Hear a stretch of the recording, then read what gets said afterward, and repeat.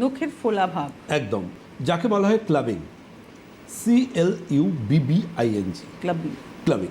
এই ক্লাবিং কিন্তু জানবেন, এই যে আমি বললাম এক্ষুনি, যেমন যে দর্শন স্পর্শন প্রশ্রী পরীক্ষার তত্ত্বরোগিনাম 5000 বছর আগে কিন্তু জানবেন প্যাথোলজি ছিল না, মাইক্রোবায়োলজি ছিল না, বায়োকেমিস্ট্রি ছিল না, কিন্তু আয়ুর্বেদ পৃথিবীর প্রাচীনতম চিকিৎসা বিজ্ঞান ছিল।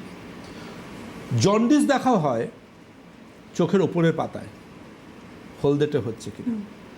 রক্তাল্পতা দেখা হয় চোখের নিচের অংশে।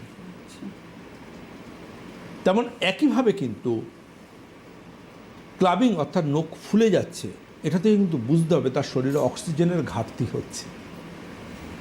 নখটা খালি এইভাবে সামনে ধরবেন, আমরা বলার চেষ্টা করব তার মধ্যে অ্যাজমার টেন্ডেন্সি রয়েছে কিনা। নখের থেকে রোগ নির্ধারণ করা হয়।